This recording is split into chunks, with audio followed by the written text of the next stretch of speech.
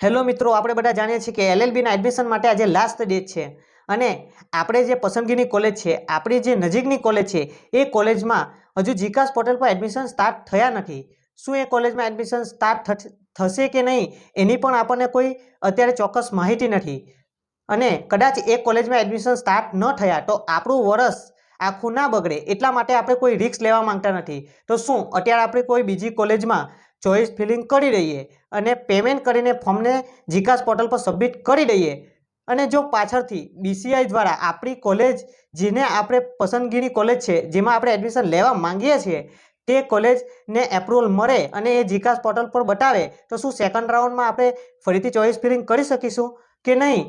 આ પ્રશ્નોના જવાબ માટે અત્યારે જ મેં જીકાસ પોર્ટલ સાથે વાત કરી છે, તો આવો એ વાતને જરા સાંભળીએ. હેલો. જી બોલો. હા સર, આજે એલએલબીના એડમિશનની લાસ્ટ ડેટ છે. જી. હા, તો સર હું અત્યારે જો કોઈ બીજી કોલેજમાં એડમિશન માટે ચોઇસ ફિલિંગ કરી દઉં અને ફોર્મ સબમિટ કરી દઉં. હેલો. હા બોલો આગળ.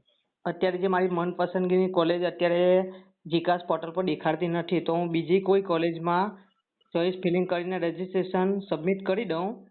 ઓકે.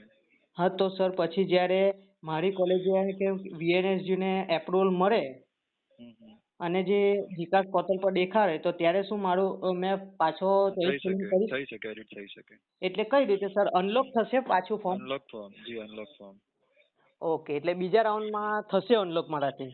જી જી.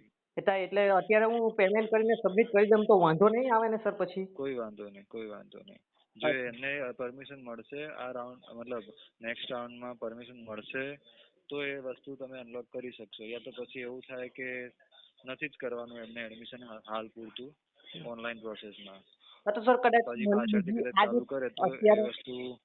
અત્યારે જે કોલેજમાં હું સિલેક્ટ કરું અને કોલેજમાં કદાચ મને એડમિશન મળી જાય, મેરિટ લિસ્ટમાં મારું નામ આવી જાય, તો પછી તો પણ હું ચોઇસ ફિલિંગ કરી શકું?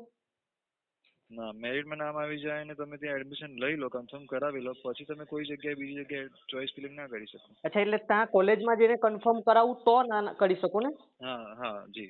બાકી જીકાસ પોર્ટલ પર જ્યાં સુધી હું ચોઇસ ફિલિંગ કરી શકું છું ફરી પાછું? કરી શકો, જ્યાં સુધી ફોર્મ ચાલુ હોય ત્યાં સુધી કરી શકો તમે. ફોર્મને અનલોક કરીને? જી. Okay okay sir, thank you. આજે કેટલા વાગ્યા સુધી સર ચાલુ રહેશે? 12 વાગ્યા સુધી. રાત્રે 12 વાગ્યા સુધી? જી. Okay okay sir, thank you.